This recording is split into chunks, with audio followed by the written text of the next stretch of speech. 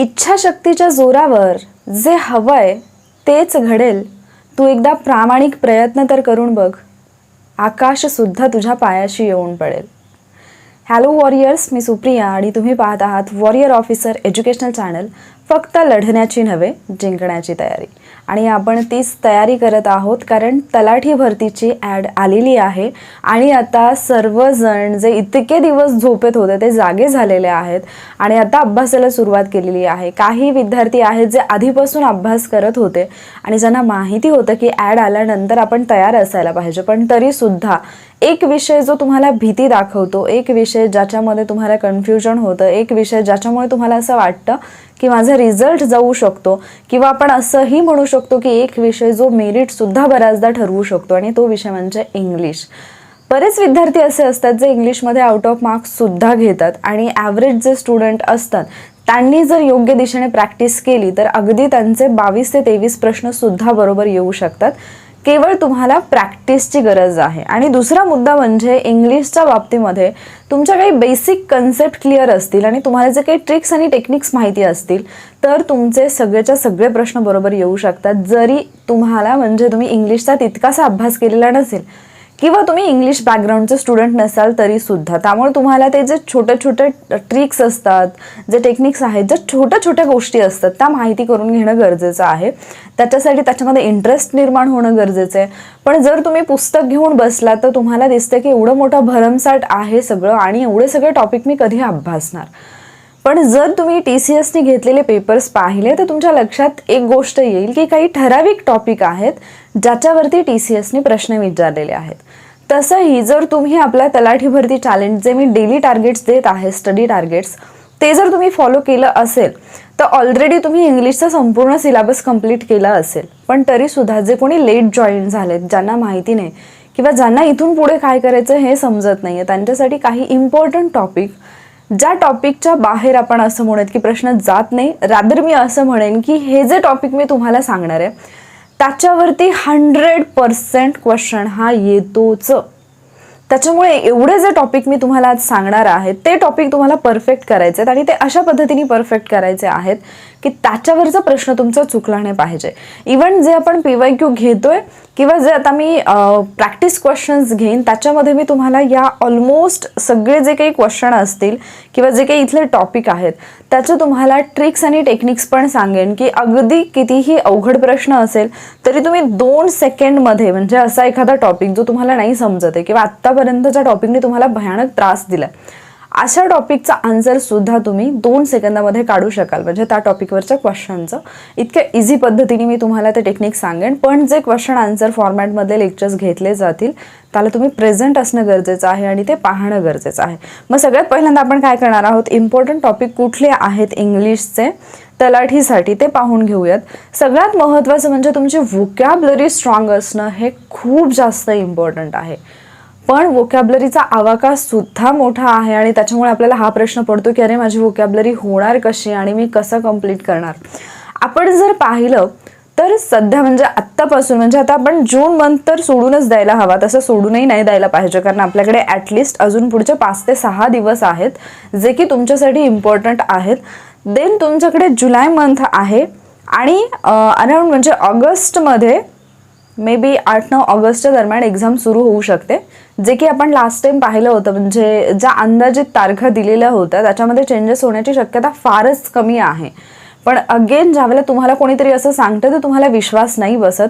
पण जे serious aspirant आहेत त्यांच्यासाठी सांगते की ऑगस्टमध्ये एक्झाम होण्याची दाट शक्यता आहे. ऑगस्टपासून पुढे शेड्यूल राहील एक्झामचं.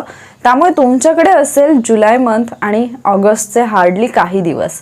सो जर तुम्हाला इतक्या दिवसामध्ये तुमचा सिलेबस कंप्लीट करायचा आहे, तुम्हाला चांगले मार्क्स घ्यायचे आहेत आणि स्पेसिफिकली इंग्लिशमध्ये जर तुम्हाला वाटत असेल की जे क्वेश्चन येतात ते माझे सगळे बरोबर यावेत तर काही ठराविक टॉपिक त्याच्यावरती फोकस करा. व्होकॅब्युलरी करताना आता हा प्रश्न तुम्हाला डेफिनेटली आहे की व्होकॅब्युलरी एवढी जास्त आहे तर करणार कुठून. जेवढे पण मी क्वेश्चन आन्सर फॉर्मॅटमध्ये लेक्चर घेईन त्याच्यामधून खूप जास्त तुमची व्होकॅब्युलरी कव्हर होते आणि ती व्होकॅब्युलरी रिपीट होते. तेच शब्द पुन्हा पुन्हा विचारले जातात. त्यामुळे ते जे शब्द आहेत ते व्यवस्थित करा.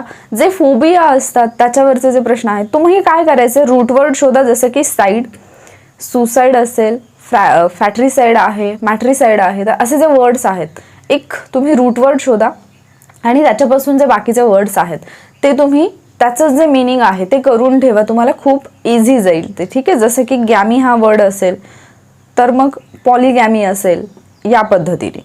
ठीक आहे, मग आता इथे व्होकॅब्लरीमध्ये तुम्हाला जो मेन पार्ट आहे म्हणजे जे प्रश्न जे विचारले जात आहेत ते आहेत वन वर्ड सबस्टिट्यूशनवरती. मी तुम्हाला काही क्वेश्चन्स पण दाखवेल, सॅम्पल क्वेश्चन्स. तसं तर जे यापूर्वीपासून चॅनलवरती आहेत त्यांनी यापूर्वीचे व्हिडिओज पाहिले असतील.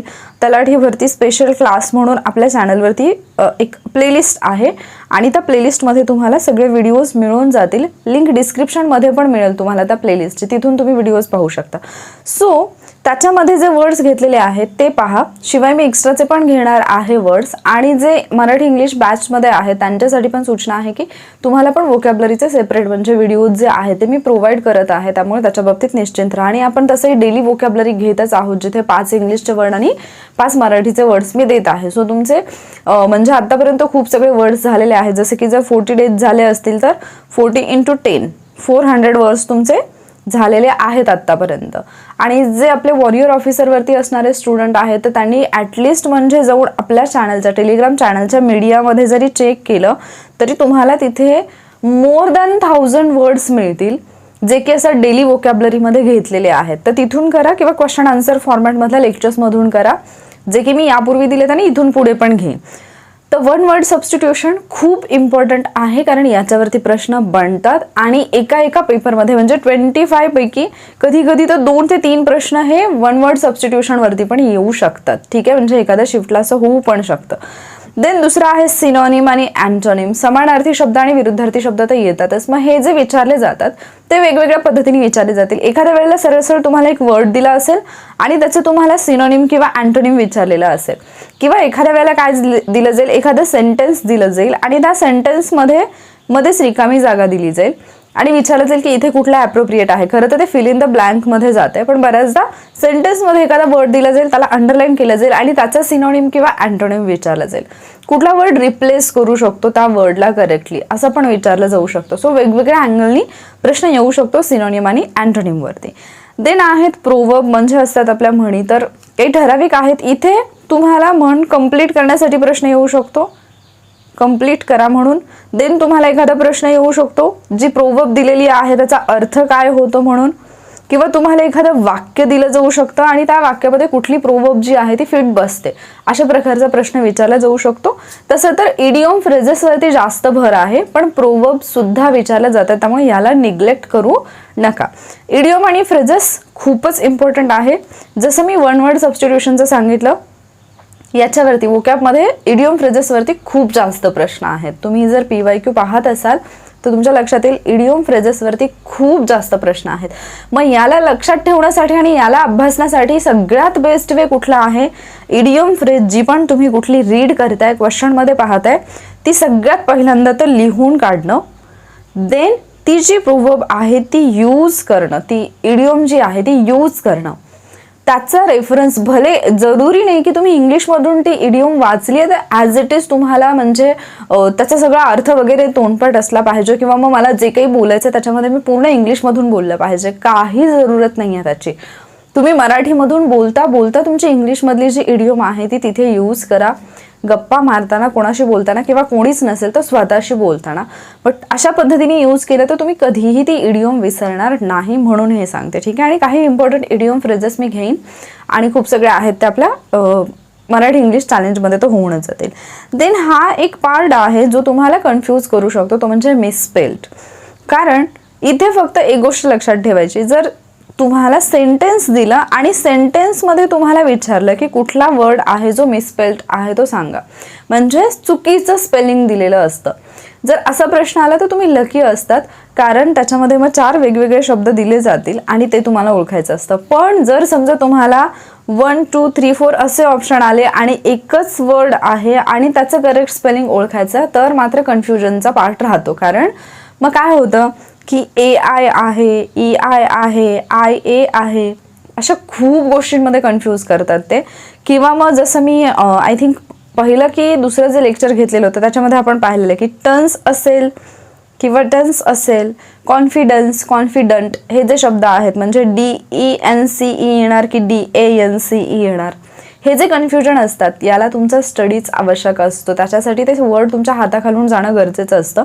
सो वोकॅब स्टडी करताना मी एक गोष्ट नेहमी सांगितली की जरी समजा तुम्ही एखादा शब्द वाचलात क्वेश्चन पेपरमध्ये, देन तुम्ही आठवण्याचा प्रयत्न केला, 2-3 वेळा जरी बोललात, तरी सुद्धा एक गोष्ट ज्याची सवय तुम्ही लावून घेणं गरजेचं आहे ते म्हणजे तो जो वर्ड आहे तो तुमच्या स्वतःच्या हाताने तुम्ही तो लिहायचा आहे. भले मग तुम्ही कमेंटमध्ये तो टाईप करा किंवा तुमच्या नोटबुकमध्ये लिहून ठेवा, पण तो वर्ड लिहून काढा एकदा तरी. कारण होतं काय की जेव्हा तुम्ही एखादा वर्ड लिहिता, ज्यावेळेला तो तुमच्या हाताखालून गेलेला असतो त्यावेळेला भलेही तुम्हाला त्याचं स्पेलिंग पाठ नसेल, पण ज्या वेळेला तुम्हाला क्वेश्चन विचारला जातो त्यावेळेला तुम्ही जर पेन घेतला हातामध्ये आणि जर ते स्पेलिंग लिहिलं तर ॲटोमॅटिकली ते स्पेलिंग तुमचं करेक्ट येतं, कारण ते हाताखाली बसलेलं असतं. फॉर एक्झाम्पल मराठीमध्ये आपल्याला नेहमी न आणि न याच्यामध्ये कन्फ्युजन होतं. सो त्रिकोणमध्ये म्हणजे जर तुम्ही कोण लिहित असाल तर तो कोण असा असतो, पण जर तुम्ही त्रिकोण लिहित असाल तर तो त्रिकोण असा असतो. सो हा जो न आहे आणि हा जो आहे याच्यामध्ये डिफरन्स जो आहे कोण आणि त्रिकोण, तर हे आपल्याला बऱ्याचदा म्हणजे प्रश्न विचारल्यानंतर लक्षात नाही येत. म्हणजे मी हे कशावरून सांगते, कारण ज्यावेळेला DEDला असताना थेसिसमध्ये हे मला याच्यामध्ये विचारलेलं होतं वायवामध्ये, त्रिकोणमध्ये न कुठला येतो, आणि त्यावेळेला मला ॲक्च्युली म्हणजे त्यावेळेला आपण एवढे ब्लँक झालेलो असतो की आपल्याला रिअलाईज नाही होत की ॲक्च्युली कुठला असेल. पण जर त्यावेळेला तुम्ही राईट डाऊन केलं तर तुमचं जे काही तुम्ही लिहिलेलं आहे ते लगेच तुमच्या हाताखाली बसलेलं असतं ना, सो तुम्हाला ते लगेच करेक्ट आठवतं की अरे हा इथे असं आहे. सो इंग्लिशमध्ये ही पद्धती फार जास्त उपयोगी पडते. आणि दुसरी गोष्ट म्हणजे ज्यावेळेला एखादी गोष्ट तुम्ही लिहित आहे तर लिहित असताना तुम्ही म्हणजे 4 वेळा रीडिंग करणं आणि 1 वेळा लिहिणं हे इक्वल असतं. सो तुम्ही ती एकदा लिहिली तर ती जास्त परफेक्टली तुमच्या लक्षात राहू शकते. तर मिसस्पेल्ड वर्ड 2 प्रकारे येऊ शकतात. जसं की तुम्हाला सांगितलं वाक्य दिलेलं असेल, हे तर खरं आणखी एका प्रकारे पण येऊ शकतात. वाक्य दिलेलं असेल त्याच्यातून तुम्हाला ओळखायचे 4 ऑप्शन दिलेले आहेत, किंवा तुम्हाला अशा पद्धतीने येईल की 4 वर्ड्स दिलेत म्हणजे सरळ 4 ऑप्शन दिलेत त्याच्यातून करेक्टवाला शोधायचं आहे. किंवा तुम्हाला तो अशाही पद्धतीने येऊ शकतो की सरळ 4 लाईन्स दिले म्हणजे 4 ऑप्शनच दिले डायरेक्ट, आणि ते पण कसे आहेत, ते एखादं सेंटेन्स आहे ते 4 ऑप्शनमध्ये दिलेलं आहे पार्ट करून असा, आणि त्याच्यातून मिसस्पेल्ड कुठे आहे ते ओळखायला सांगितलं. असं सुद्धा येऊ शकतो. मग तिथे तुम्हाला व्यवस्थितपणे रीड करणं गरजेचं आहे. अँड देन ॲप्रोप्रिएट वर्ड हे फिल इन द ब्लँकमध्ये मोस्टली विचारलं जातं, किंवा इथे ॲक्च्युली रिप्लेस करण्यासाठी पण विचारलं जाऊ शकतं. जसं की तुम्हाला प्रश्न दिलेला आहे, एखादं वाक्य दिलं, मध्येच एखादी रिकामी गाळलेली जागा आहे आणि म्हटलं की इथे कुठला वर्ड ॲप्रोप्रिएट आहे तो लिहा, आणि मग खाली 4 ऑप्शन दिलेले आहेत. किंवा मग कधी कधी पूर्ण वाक्य दिलेलं आहे, एखादा वर्ड अंडरलाईन केला आणि त्याला रिप्लेस करायला सांगितलं जाऊ शकतं. सो वोकॅबलरीमध्ये या सगळ्या गोष्टी येतील. हे जे मेन टॉपिक आहेत हे तुम्ही करणं गरजेचं आहे वोकॅबलरी करताना. मी काही सॅम्पल क्वेश्चन्स दाखवेन तुम्हाला, ज्याच्यावरून तुम्हाला आयडिया येईल तुम्ही अगदीच नवीन असाल तर. देन दुसरा पार्ट येतो कॉम्प्रिहेन्सिव्ह ग्रामर, किंवा त्याला आपण कॉम्प्रिहेन्शन असं सुद्धा म्हणतो, म्हणजे कॉम्प्रिहेन्शनच म्हटलं जातं. कॉम्प्रिहेन्शनचा जो पार्ट असतो आणि याच्यामध्ये जे प्रश्न येतात त्याच्यातला मोस्ट फेवरेट पार्ट जो आहे TCSचा तो आहे पॅराजंबल किंवा रिअरेंज, किंवा आपण असं म्हणू शकतो लॉजिकल ऑर्डर. या अगदी त्यांच्या फेवरेटवाल्या गोष्टी आहेत. म्हणजे एक क्वेश्चन पेपर तुम्ही काढला तर 25 पैकी 2 ते 3 प्रश्न तुम्हाला मिळणारच. कमीत कमी 2 प्रश्न तरी पॅराजंबलवरती तुम्हाला पाहायला मिळतात. मग याच्यामध्ये पण तुम्हाला 2 टाईपचे क्वेश्चन पाहायला मिळतील. एक तर त्यांनी काय करतील की वाक्याची सुरुवात जी आहे ती दिली जाईल, म्हणजे सुरुवातीचे 1-2-3 शब्द दिले जातील. देन तुम्हाला 4 सेंटेन्सेस खाली ऑप्शनमध्ये दिलेले असतील PQRS, आणि हे खूप कन्फ्यूज करतात इथे. म्हणजे जर तुमची प्रॅक्टिस नसेल ना, जरी तुमचा वाक्यांचा क्रम बरोबर आला तरी ते PQRS करताना ते नक्की कुठे ठेवायचं इथे कन्फ्युजन होऊ शकतं.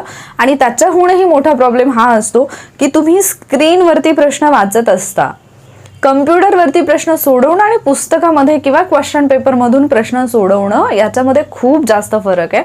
कारण जेव्हा तुम्ही प्रश्नपत्रिकेतून प्रश्न सोडवते तुम्ही तिथल्या तिथे लगेच रिअरेंज करू शकता, तुम्ही 1 2 3 4 नंबर्स देऊ शकता. बट ज्यावेळेला तुमच्या समोर स्क्रीन आहे आणि तिथून तुम्हाला करायचं आहे, तुमच्याकडे रफ पेपर आहे, आणि त्याच्यातही आणखी भयानक गोष्ट म्हणजे ज्यावेळेला तुम्ही स्क्रीनकडे पाहताय नाही म्हटलं तरी तुमचं लक्ष टायमरकडे जातं आणि टायमरमुळे मग आणखी धडकी भरते. सो हे सगळं कसं हँडल करायचं हे मी तुम्हाला एक्झामपूर्वी नक्की सांगणार आहे. त्याची प्रॅक्टिस कशी करायची हे पण मी तुम्हाला सांगणार आहे. त्याच्या बाबतीत निश्चिंत राहा.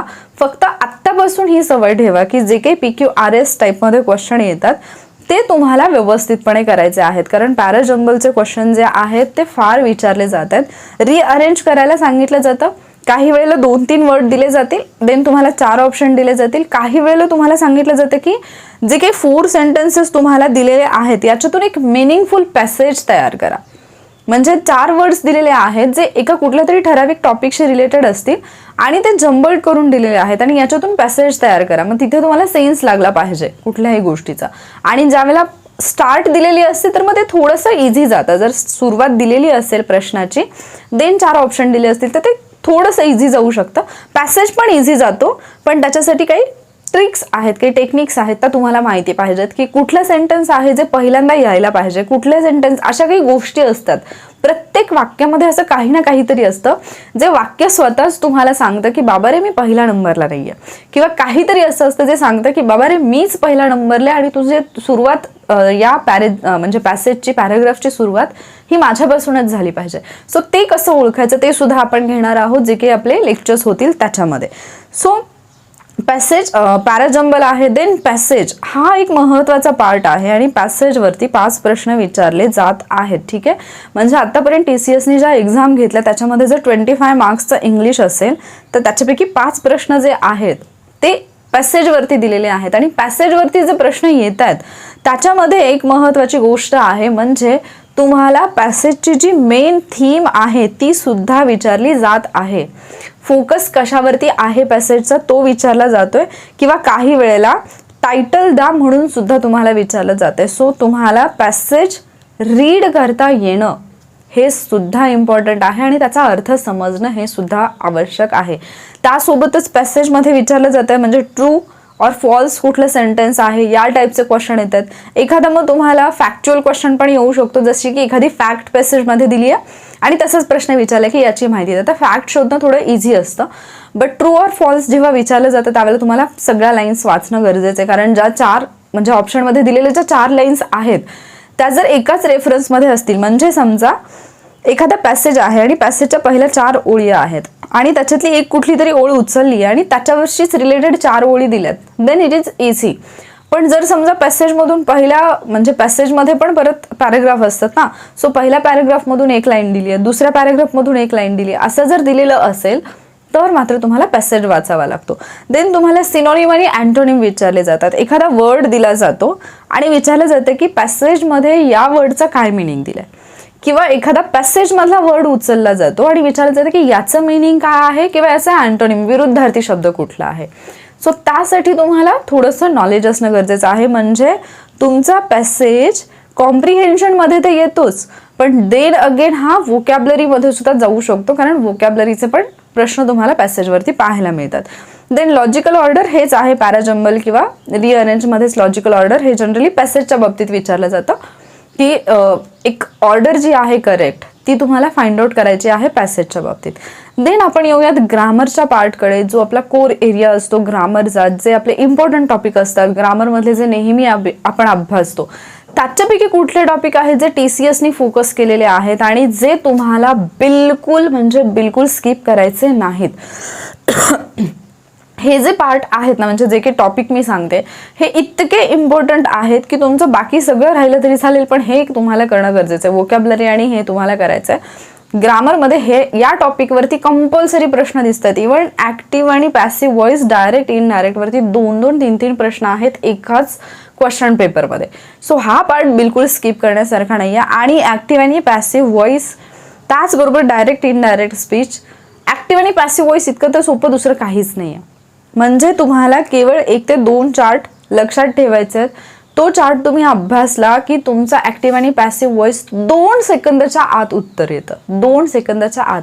जे इंग्लिश म्हणजे मराठी इंग्लिश चॅलेंजमध्ये आहेत त्यांना मी ॲक्टिव्ह आणि पॅसिव्ह व्हॉइसचं लेक्चर दिलेलं आहे आणि त्यांनी तिथे सांगितलेल्या ट्रिक्स आणि टेक्निक्स 100% फॉलो करून पाहिलेत आणि मग कळतं की अरे हां, हे तर इतकं इझी आहे, आपण याचा किती बहु करून ठेवला आहे. किंवा मला ऑब्जेक्ट शोधायचं आहे, मग मला सब्जेक्ट शोधायचं आहे, मग मला त्याच्यानुसार वर्ब घ्यायचं आहे, मग आणखी इथे काय ॲड करावं लागतं का, मग सेंटेन्सचं स्ट्रक्चर कसं असेल, काहीही करावं लागत नाही.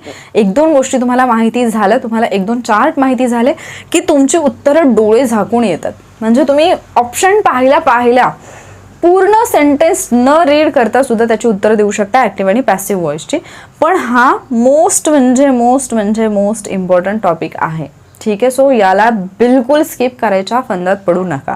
देन स्पॉट द एरर हे 2 प्रकारे विचारले जाऊ शकतात. जसं आपण आता मिसस्पेल्ड वर्ड पाहिलं, सो तिथे पण येऊ शकतं. एखादा सेंटेन्स असेल मग त्याच्यामध्ये स्पॉट द एररला अनलिमिटेड रूल्स आहेत, पण तुम्हाला सगळेच विचारले जातात का नाही. कधी तुम्हाला प्रिपोजिशन विचारलं जाईल, कधी तुम्हाला आर्टिकल विचारलं जाईल, कधी तुम्हाला हे विचारलं जाईल, आर्टिकल आहे, प्रिपोजिशन आहे, सब्जेक्ट वर्ब ॲग्रीमेंट आहे, वर्ब असेल किंवा एखादं मॉडेल आहे. कधी कधी इफ क्लॉजचं सेंटेन्स दिलं जाईल. मग इफ क्लॉजमध्ये आपल्याला माहिती आहे की कंडिशन्स असतात, कंडिशनल सेंटेन्सेस.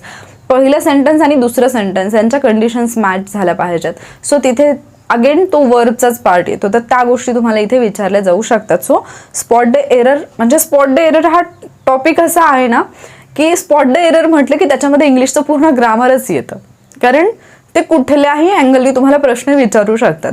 पण त्याच्यातही काही ठराविक टॉपिक आहेत जे जास्त फोकस केले जातात कुठल्याही एक्झामसाठी. सो ते तुम्हाला करणं गरजेचं आहे. सेंटेन्समधला एरर तुम्हाला फाइंड आउट करायचा आहे. मग हे पण 2 प्रकारे दिलं जाईल.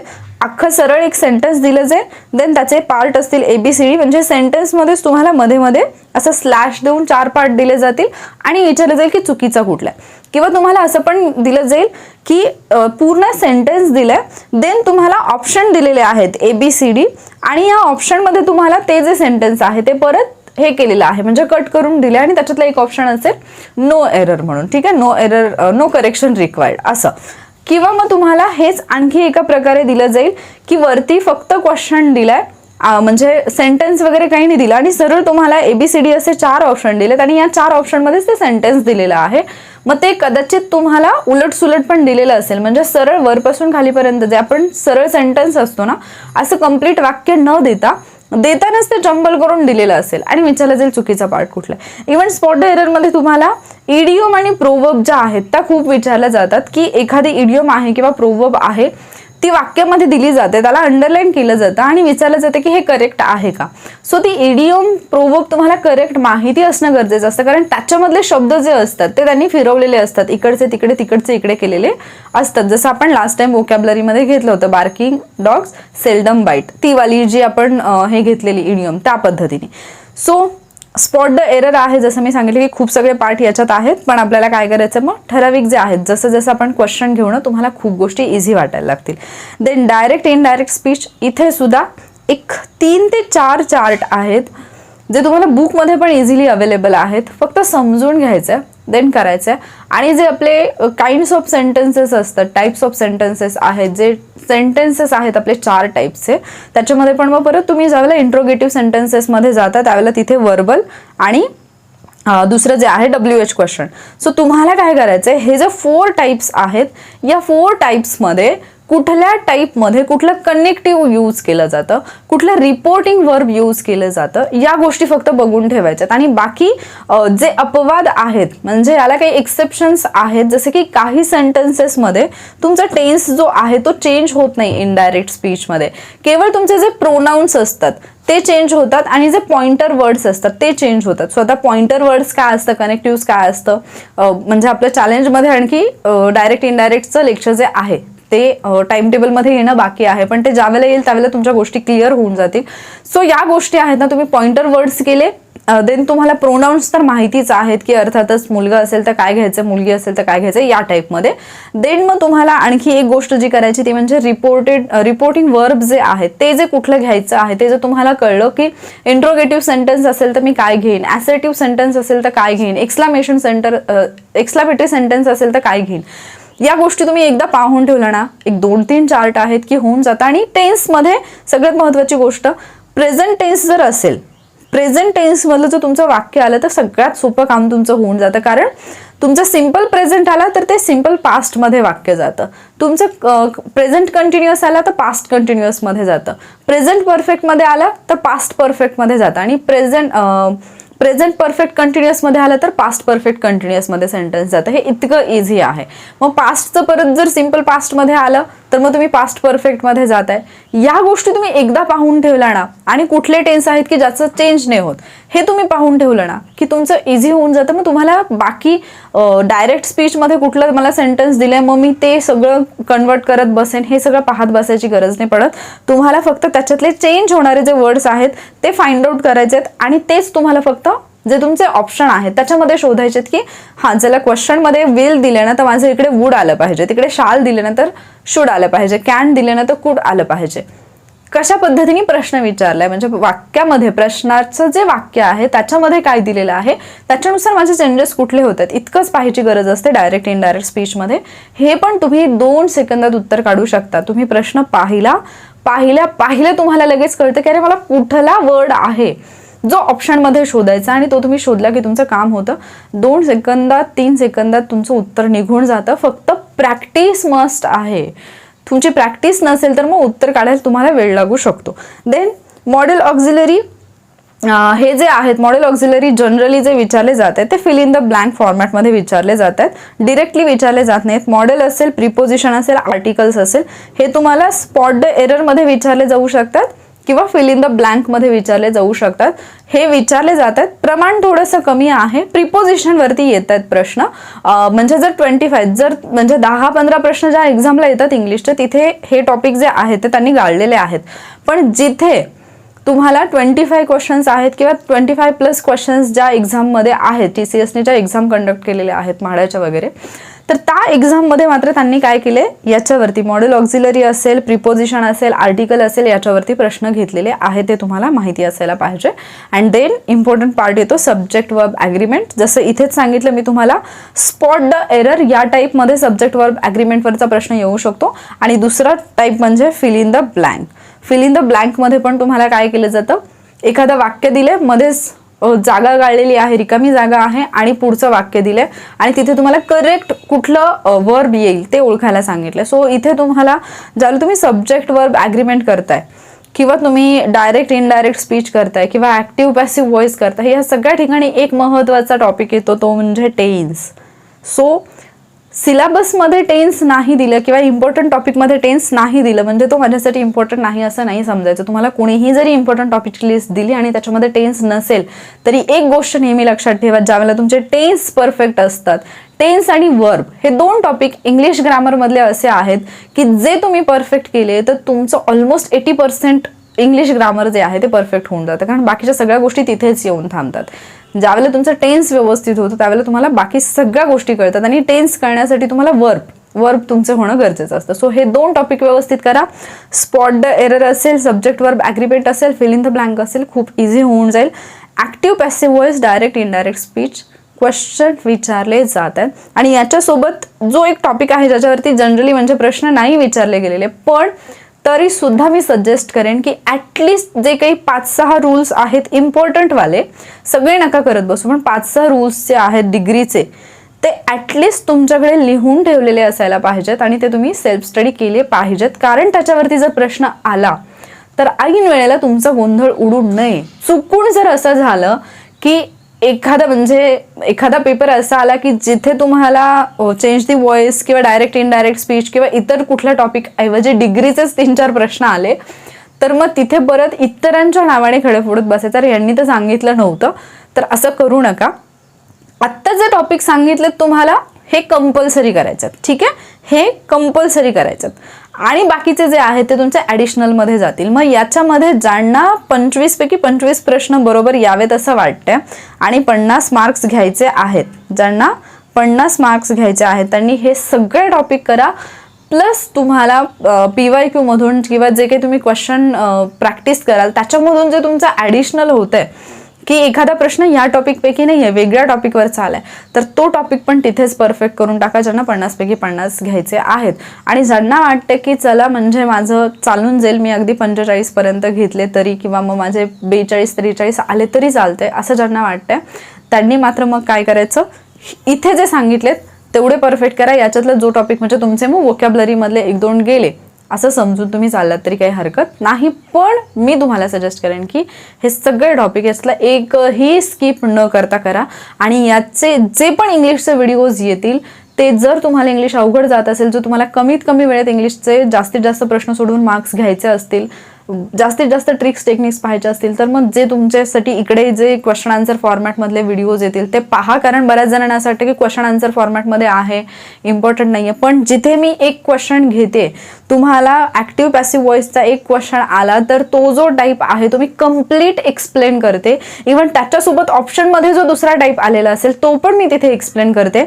म्हणजे केवळ तुमचा तो एक क्वेश्चन नाही तयार होते, तो तुमचा टॉपिक तयार होतोय. आणि इव्हन याच्याबद्दल खूप सगळे वॉरियर्स मला फीडबॅक पण देतात की ज्या पद्धतीने क्वेश्चन आन्सर मी घेते सॉरी त्याच्यातून खूप जास्त मोठ्या प्रमाणावरती पार्ट जो आहे म्हणजे टॉपिक जो आहे तो कम्प्लीट होत आहे. ठीक आहे. सो आता आपण काही सॅम्पल क्वेश्चन्स पाहूयात. सॉरी आता इथे एक क्वेश्चन आहे. In the following question a sentence has been given in direct or indirect speech. आता पहा, ज्यावेळेला तुम्हाला क्वेश्चन येतोय ना त्यावेळेला ते तुम्हाला सांगतच नाहीयेत की डायरेक्ट मधून इनडायरेक्ट मध्ये करायचं की इनडायरेक्ट टू डायरेक्टला यायचं. इव्हन ऍक्टिव्ह पॅसिव्ह व्हॉइस मध्ये पण क्वेश्चनचं फॉर्मॅट हेच आहे की ते सांगत नाही की तुम्हाला ऍक्टिव्ह व्हॉइस मधलं सेंटेन्स दिलंय की पॅसिव्ह व्हॉइस मधलं दिलंय. त्यामुळे सगळ्यात महत्त्वाची गोष्ट की तुम्हाला कळलं पाहिजे. ॲटलिस्ट जे मी तुम्हाला म्हटलं ना की बेसिक गोष्टी माहिती असायला पाहिजे. सो तुम्हाला माहिती पाहिजे की डायरेक्ट स्पीच काय आहे, इनडायरेक्ट स्पीच काय आहे, म्हणजे तुम्हाला कळेल की कन्वर्ट कशात करायचं आहे. So out of the 4 alternative suggested, select the one which best expresses the same sentence in direct speech. ठीक आहे, डायरेक्ट किंवा इनडायरेक्ट स्पीचमध्ये. मग आता इथे तुम्हाला सेंटेन्स दिलेला आहे, Meena said I was writing a letter. Meena said I was writing a letter. आता इथे पहा, इथे आहे वॉज रायटिंग. ठीक आहे, गोष्टी काय काय चेंज होतात याच्यातल्या. एक तर मीना सेड आहे म्हणजे सेडच राहील. तुम्हाला इथे घ्यायचे कनेक्टिव्ह कॉमाच्या ठिकाणी जे की तुमचं दॅट असायला पाहिजे. देन जर आपण पाहिलं तर इथे आय आहे म्हणजे आयचं मीनानुसार होणार आहे शी. देन वॉज रायटिंग दिलेला आहे म्हणजे तुमचा कुठला काळ आहे इथे, तर पास्ट कंटिन्युअस टेन्स आहे. आणि पास्ट कंटिन्युअस टेन्स असेल तर आपण जातो कुठे, पास्ट परफेक्ट कंटिन्युअसमध्ये जातो. मग हे जे म्हणजे आता इंग्लिशमध्ये जे तुम्हाला चार्ट मिळतील लेक्चरच्या वेळेला इंग्लिश चॅलेंजमध्ये, तर तिथे मग तुम्हाला पाहता क्षणी क्लिक होईल की अरे मला माझं उत्तर कुठे येईल. इथे वॉज रायटिंग आहे याचा तर काही विषयच येणार नाही. हॅज बीन रायटिंग हे तर प्रेझेंट टेन्समध्ये जातं आणि प्रेझेंट टेन्सचा तर विषयच येत नाही इकडे, त्यामुळे आणि इज रायटिंग पण नाही. तुमचं उत्तर इथे पर्याय क्रमांक 2 येऊन जातं. हे ज्यावेळेला तुम्ही ते प्रॅक्टिस करताय आणि चॅलेंजमधले स्टुडंट, तुम्हाला तर स्पेसिफिकली सांगते, जे चॅलेंजमध्ये नाही त्यांना पण सांगते की ज्यावेळेला मी क्वेश्चन आन्सर घेते त्यावेळेला ते पहा. कारण तिथे मी लगेच तुम्हाला, जसं आता मी इथे सांगितलं ना तुम्हाला की जर तुमचं पास्ट कंटिन्युअसमध्ये आहे तर परफेक्ट, पास्ट परफेक्ट कंटिन्युअसमध्ये जाते. तर या छोट्या छोट्या गोष्टी असतात त्या मी ज्यावेळेला क्वेश्चन आन्सर फॉर्मॅटमध्ये घेते तिथे क्लिअर करते. त्याच्यासाठी जरूर नाही की तुम्ही पूर्ण लेक्चरच पाहिलं पाहिजे, पण किमान ते जे सांगते तर तिथले टेक्निक्स तुमच्या लगेच लक्षात येतात. म्हणून म्हणजे इथे आता टोल्ड मी आहे तर याचा काही विषयच येत नाही. कनेक्टिव्ह दॅट घेतलं जातं कारण हे ॲसेटिव्ह सेंटेन्स आहे. या गोष्टी ज्या आहेत त्या तुमच्या छोट्या छोट्या गोष्टींमधून तुम्ही ज्यावेळेला प्रॅक्टिस करताय तर तुम्ही वाक्य पाहता क्षणी तुम्ही 4 ऑप्शन तर वाचतही नाही बसणार. ज्यावेळेला तुम्हाला माहिती होतं तुम्ही, आता इथे तुम्हाला कळलं डायरेक्ट इनडायरेक्ट आहे, हे मी सगळं तुम्हाला सांगायचं म्हणून वाचून दाखवलं की प्रश्नाचं फॉर्मॅट कसं असतं. पण तुम्हाला कळलं डायरेक्ट इनडायरेक्टचा प्रश्न आहे, तुम्ही डिरेक्टली इथे आला, तुम्ही लगेच इथे पाहिलं की तुमचं उत्तर येऊन जातं. आणि त्याच्यासाठी खूप कमी वेळ लागतो. बिलकुल त्याच्यासाठी तुम्हाला 1 मिनिट लागेल, 2 मिनिटं लागेल असं नाहीये. देन नेक्स्ट जर आपण क्वेश्चन पाहिला, the question below consist of a set of labelled sentences. Out of the 4 options given, select the most logical order of the sentence to form a coherent paragraph. म्हटलं ना passage तयार करा, paragraph तयार करा म्हणून येतात. मग आता इथे PQRS असे सेंटेन्सेस तुम्हाला दिलेत आणि अगेन इकडे तुम्हाला त्याचा क्रम दिलाय. आता एक गोष्ट लक्षात घ्या, ज्यावेळेला आता मी हे तुम्हाला जास्त डिटेलमध्ये नाही सांगते, हे मी सॅम्पल क्वेश्चन्स म्हणून दिलेत तुम्हाला की तुम्हाला कळावं प्रश्नांचं स्वरूप कसं असतं म्हणून सांगते केवळ. इथे एक गोष्ट लक्षात घ्या की पहिलं जे आहे जॅक रॅबिट्सनी सुरुवात होते. दुसरं वाक्य आहे दे वॉन्ट. तिसरं जे वाक्य आहे दीज. चौथं जे वाक्य आहे ब्लॅक टेल्ड. आता एक गोष्ट लक्षात घ्या की जर तुम्हाला एखादा पॅराग्राफ तयार करायला सांगितलं, पॅसेज तयार करायला सांगितलं, तर ते जे काही नाऊन असेल, मेन नाऊन, त्याने वाक्याची सुरुवात होईल, प्रोनाऊननी होणार नाही. दुसरं वाक्य आणि तिसरं वाक्य हे तुमचं म्हणजे लगेच तुमच्या लक्षात येते की दे आणि दीजने सुरू होते, म्हणजे या पॅसेजची, पॅराग्राफची सुरुवात कधीही क्यू किंवा आरने होणार नाही. इतकं जरी तुम्हाला समजलं तरी तुम्ही क्यू वाला ऑप्शन एलिमिनेट करता, आर वाला ऑप्शन जो आहे तो सुद्धा एलिमिनेट करता. आणि भले मग नंतर तुम्हाला काही येत असो नसो, तुम्ही 50-50 मध्ये येता. तुमचा आन्सर करेक्ट येण्याचे चान्सेस 50-50 होतात. आणि मग तिथे जर तुम्हाला नाहीच कळलं काही आणि तुम्ही एक दिलं ऑप्शन आणि ते जर तुमचं बरोबर आलं लकीली, तर तुमचे मार्क्स मिळून जातात. म्हणजे जे तुम्ही 100% रॉंग होऊ शकता, तिथून तुमची यशाची गॅरंटी एवढी वाढते. सो या छोट्या छोट्या गोष्टी आहेत ज्या तुम्हाला शिकायच्या आहेत. देन नेक्स्ट जर आपण पाहिलं तर read the following sentence and select the option that correct the misspelled word in the underline section. Misspelled word किंवा वर्ड्स म्हणजे एक वर्ड पण चुकीचं असू शकतो किंवा अनेक पण असू शकतात. Then if the sentence section is correct, choose no correction required as your answer. आता पहा, इथे तुम्हाला प्रश्न दिला आणि सांगितलं की कुठला पार्ट चुकीचं. मी म्हटलं ना की एक मोठं सेंटेन्स दिलेलं असेल आणि ते परत तुकडे तुकडे करून तुम्हाला ऑप्शनमध्ये दिलेलं असेल, किंवा डिरेक्टली ऑप्शनमध्येच एकच सेंटेन्स आहे, त्याचे 4 पार्ट डिरेक्टली तुम्हाला ऑप्शनमध्ये दिलेले आहेत आणि विचारले कुठलं करेक्ट आहे. आणि इथे एक ऑप्शन असतो नो करेक्शन रिक्वायर्ड. बऱ्याच जणांना असं वाटतं की most of the time no correction required असतं आणि ते डोळे झाकून उत्तर देतात, पण तसं नसतं. तुम्हाला एखादा शब्द वेगळा दिसला की लगेच तिथे तुम्हाला हे करता आलं पाहिजे. आणि इतकं तरी कळतं आपल्याला यार की कुठला शब्द चुकीचा असू शकतो. जसं की द होल, तर होलमध्ये ते देणार नाहीत चुकीचं, ठीक आहे. वॉज तर चुकीचं असणार नाही. बाय अ स्ट्रॉंग, पीसफुलमध्ये हे जे बाकीचे शब्द आहेत ना, स्टेबल यार्ड्स. आता इथे पहा, हा द होल हे कॉमनली सगळ्यांना माहीत असणारे शब्द आहेत. वॉज म्हणजे हे वर्बमध्ये तर मिस्टेकचा काही प्रश्नच येत नाही. बाय आहे, प्रिपोजिशनमध्ये काही विषय येत नाही. स्ट्रॉंग, पीसफुल, स्मेल हे तर सगळ्यांना माहिती आहे, ऑफ पण माहिती आहे. आता स्टेबल यार्ड्स आणि कोर्ट यार्ड, परमिटेड याच्यामध्ये फरक असू शकतो, म्हणजे चेंज असू शकतो. त्याच्यातही तुमच्या लक्षात येते की हा आणि हा शब्द या दोन्हीमध्येच असली तर मिस्टेक असू शकते. मग कोर्ट यार्डचं करेक्ट स्पेलिंग काय असतं? COURTYARD. सो हे तुम्हाला शोधायचं आहे, ठीक आहे. आणि याच्या बाबतीत एक आणखी गोष्ट लक्षात घ्या, इथे कोर्टयार्ड चुकीचं दिलेलं आहे. तुम्ही ऑप्शनमध्ये पाहिलं, इथे कोर्टयार्ड बरोबर आहे आणि इथे पण बरोबर आहे. इथे तर काही विषय नाही, इथे पण बरोबर आहे, पण इथे होलची स्पेलिंग चुकवलेली आहे, ठीक आहे. इकडे परमिटेडची स्पेलिंग चेंज केलेली आहे. सो हे पण लगेच तिथल्या तिथे तुम्हाला चेक करायचं आहे की चेंजेस जर केलेले आहेत तर ते कुठे केलेत. नाही तर तुम्ही काय कराल, इकडचा चुकीचा शब्द पाहाल, खाली चुकीचा शब्द तो करेक्ट कराल, पण बाकीचे शब्द चुकीचे दिलेले असतील ऑप्शनमध्ये आणि त्याच्याकडे लक्ष नाही देणार. तर असं करायचं नाही. देन नेक्स्ट जर आपण पाहिलं type, choose the word that can meaningfully substitute the underline part of sentence. आता सबस्टिट्यूट करू शकता म्हणजे एक तर हे वन वर्ड सबस्टिट्यूशन असेल किंवा सिनोनिम असेल. I don't know how to teach him to spend his money carefully. एखाद्याला त्याचं मनी केअरफुली कसं स्पेंड करायचे हे मी नाही शिकवू शकत, म्हणजे I don't know how to teach, मला नाही माहिती कसं शिकव. मग त्याच्यासाठी 4 वर्ड्स दिले. देन तुम्हाला स्पेंड हिज मनी केअरफुली साठी वर्ड कुठला आहे तो तुम्हाला माहिती असायला पाहिजे. आता हे बाकीचे 3 वर्ड्स जर तुम्हाला माहिती असतील तर तुम्ही इकॉनॉमिकल आन्सर द्याल, पण जर समजा तुमच्यासाठी सगळेच वर्ड्स नवीन असतील तर तुम्ही कन्फ्यूज व्हाल, अरे म्हणजे इकॉनॉमिकल हे कन्फ्यूज करण्यासाठी टाकले का असं तुम्हाला वाटू शकतं. तर ॲक्च्युली इकॉनॉमिकल हेच त्याचा आन्सर आहे, पण तुम्हाला इथे कन्फ्युजन होऊ शकतं, त्याच्यासाठी तुमची वोकॅब्युलरी स्ट्रॉंग असणं गरजेचं आहे. देन नेक्स्ट जो क्वेश्चन आहे, rearrange the parts of sentence in correct order. जे मी तुम्हाला म्हटलं ना की तुम्हाला 2-3 शब्द दिले जातील, हे वाला जे असतं the uplift of the. So इथून पुढे तुम्हाला काय करायचं आहे, तो जो वर्ड आहे म्हणजे इथे जे सुरुवात दिली त्याच्यानुसार कुठला अर्थपूर्ण असेल ते तुम्हाला फाइंड आउट करत जायचं आहे. आणि अगेन तुम्हाला PQRS या फॉर्मॅटमध्ये दिलेले आहेत प्रश्न. PQRS इथे आहे, PRASQ, ठीक आहे. तर ते तुम्हाला ऑर्डर जी आहे ती व्यवस्थित करता आली पाहिजे. आणि हे मी तुम्हाला सांगेन पेपर सोडवताना कशा पद्धतीने सोडवायचा, स्क्रीनवरती पाहून तुमचा पेन, तुमचा हात, तुम्हाला सगळं कसं मॅनेज करायचं, पेन कधी उचलायचा आणि पेन कधी ठेवून द्यायचा, कधी पेन बिलकुल नाही उचलायचं, या सगळ्या गोष्टी मी तुम्हाला सांगेन.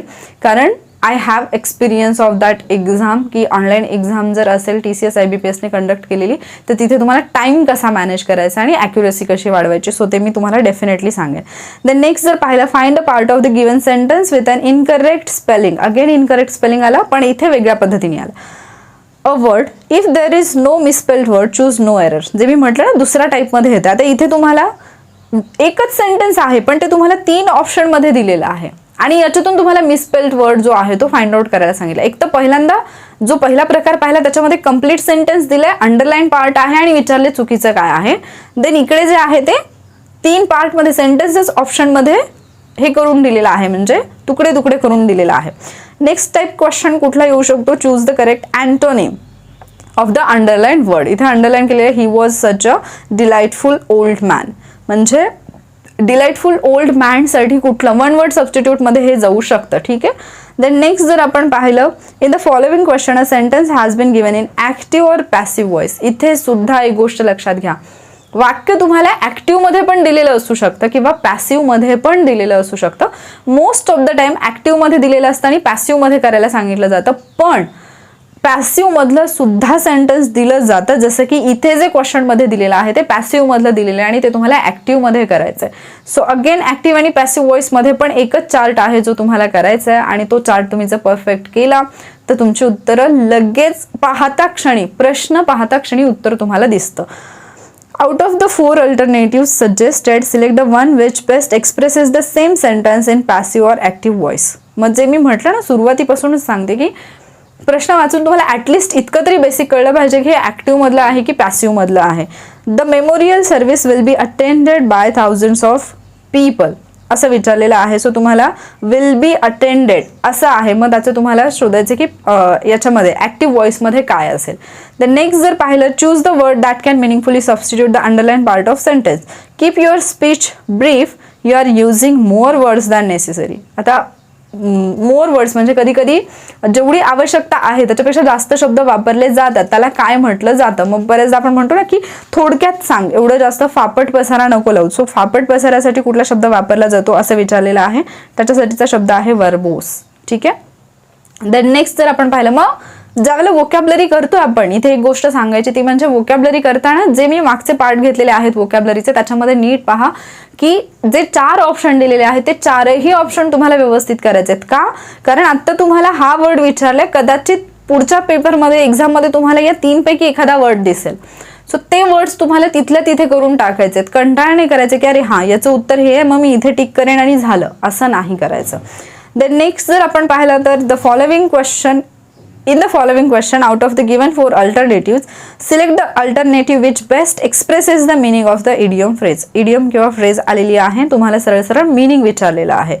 देन इथे तुम्हाला proverb विचारलेली आहे आणि ती करेक्टली यूज केली का विचारले, म्हणजे idiom किंवा proverb दिली जाईल ती करेक्टली यूज केली का विचारलं जाईल. म्हणजे इथे काय केलं जाईल, जी प्रोवर्ब आहे किंवा इडियम आहे त्याच्यातले वर्ड्स शफल केलेले असतील, जंबल केलेले असतील आणि ती योग्य आहे की नाही विचारलं जाईल. मग तुम्हाला विचारलं जाईल की जर करेक्शन नसेल म्हणजे करेक्ट असेल तर नो करेक्शन रिक्वायर्ड चूज करा. तर इथे दिलेलं आहे, if you will not make any progress in this project there you have to make the drawing board.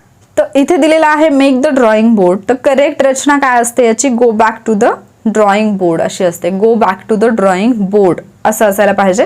म्हणजे इथे तुम्ही जर पाहिलं तर वाक्य जे आहे, तुमचे शब्द जे आहे ते तुम्हाला शफल करून दिलेले आहेत. सो तिथे तुम्हाला करेक्ट इडियम किंवा प्रोवर्ब माहिती असणं आवश्यक आहे. देन नेक्स्ट जर आपण पाहिलं, choose the word that can meaningfully substitute the underline part of the sentence. Again substitute करायचं आणि इथे 1 वर्ड सबस्टिट्यूशन आहे. A place for storage of a arms and ammunition याला काय म्हटलं जातं. सो हे जे वर्ड्स आहेत ना हे करून ठेवा. देन आता ह्याच्यातून तुम्हाला काय सांगायचं आहे की स्मार्ट वर्क करा म्हणजे काय, तर इथे जेवढे पण आता मी जेवढ्या टाईपचे क्वेश्चन्स तुम्हाला दिले त्या टाईपचे क्वेश्चन तुम्हाला प्रॅक्टिस करायची पहिली गोष्ट. दुसरी गोष्ट, जे टॉपिक मी दिलेले आहेत तुम्हाला आता ते अगदी बेसिक पासून करा. का करा बेसिक पासून, कारण जर तुमचं बेसिक स्ट्रॉंग असेल ना मग तुम्हाला त्याच्यातला कितीही डिफिकल्ट क्वेश्चन आला, लेवल त्याची कशी असेल तरी तुम्ही त्याचा आन्सर देऊ शकता. ज्यांना नाही समजत त्यांनी ॲटलिस्ट ज्या काही ट्रिक्स आणि टेक्निक्स मी सांगेन त्या फक्त फॉलो करा. आणि मग बाकीच्यांनी ज्यांना आउट ऑफ घ्यायच्यात त्यांनी सेल्फ स्टडी प्लस इकडचे ट्रिक्स टेक्निक्स हे सगळं कंबाईन केलं तर तुमचे आउट ऑफ मार्क्स येऊन जातील. पण लक्षात ठेवा की स्पर्धेत टिकून राहायचं असेल, तुम्हाला तुमचे मार्क्स मिळवायचे असतील, तुम्हाला तुमचं जर वाटत असेल की माझा स्कोर चांगला यावा आणि माझं सिलेक्शन व्हावं, then no option for English. इंग्लिशसाठी तुम्हाला ऑप्शनच नाही, इंग्लिश करावंच लागणार आहे. आणि त्याचं तुम्हाला व्यवस्थित करायचं असेल तर त्याच्यासाठी तुम्हाला आपला चॅनल हेल्प करतच आहे. मी खूप सगळे व्हिडिओज यापूर्वी पण अपलोड केलेत आणि इथून पुढे पण मी अपलोड करेन. ते कंटिन्युअसली पाहत राहा. तुमचा फीडबॅक मला नक्की कळवा. आजचं लेक्चर तुम्हाला युजफुल वाटलं का हे पण मला सांगा. अर्थातच वाटलं असेल, कारण तुमचा खूप मोठा डोक्यावरचा भार जो आहे तो कमी झाला असेल. आणि अगेन सांगते की ज्या काही अपडेट देत राहीन, म्हणजे इंग्लिशचे तर इम्पॉर्टंट टॉपिक तर मी दिलेत, कदाचित आणखी काही नवीन पॅटर्न आला, काही चेंजेस होण्याची शक्यता असेल, ते सुद्धा मी त्या वेळेला अपडेट करेन. फक्त त्याच्यासाठी तुम्ही ॲक्टिव्ह असणं, व्हिडिओ पाहणं गरजेचं आहे. आणि बाकीच्या ज्या अपडेट्स आहेत त्या मी तुम्हाला आपल्या टेलिग्राम चॅनलवरती देत असते, ज्याचं नाव आहे वॉरियर ऑफिसर. सो त्याची लिंक पण तुम्हाला व्हिडिओच्या डिस्क्रिप्शनमध्ये मिळेल. जर तुम्ही अजून सबस्क्राईब केलं नसेल आपल्या टेलिग्राम चॅनलला, 39,000 समथिंग स्टुडंट आहेत. सो तिथे तुम्ही जॉईन करून घ्या. तिथे सगळे अपडेट्स तुम्हाला मिळत राहतील. आणि जे व्हिडिओज ज्याच्याबद्दल मी इतका वेळ बोलते ते व्हिडिओज तुम्हाला आपल्या यूट्यूब चॅनलवरतीच मिळणार आहेत. आणि ते पाहायचं असेल तर तुम्हाला सगळ्यात महत्त्वाची गोष्ट कुठली करावी लागेल तर आपल्या चॅनलला सबस्क्राईब करावं लागेल. हा व्हिडिओ तुम्हाला युजफुल वाटला असेल तर व्हिडिओला लाईक करा, त्यासोबतच तुमच्या मित्रांसोबत सुद्धा शेअर करा, म्हणजे ते सुद्धा अभ्यास करतील. याचा अर्थ असा नाही होत की तुमचं कॉम्पिटिशन वाढेल, पण हा ज्ञान हे दिल्याने वाढतं. कदाचित तुम्ही त्यांना जे सांगाल त्याचा तुम्हाला जास्त फायदा होऊ शकतो. त्याच्यामुळे व्हिडिओ आवडला असेल तर लाईक आणि शेअर नक्की करा. आणि अगेन सांगते की लेक्चर्स कंटिन्यू पाहण्यासाठी चॅनलला सबस्क्राईब करून बेल आयकॉन क्लिक करून नोटिफिकेशन ऑन ठेवा, म्हणजे जेव्हा पण लेक्चर येईल त्यावेळेला त्याचं नोटिफिकेशन तुम्हाला लवकर मिळेल. ठीक आहे. आजचा व्हिडिओ कसा वाटला आणि त्याच्याबद्दलचा तुमचा फीडबॅक हा मला न विसरता कमेंटमध्ये कळवा. लवकरच भेटूयात पुढच्या लेक्चरमध्ये. थँक्यू.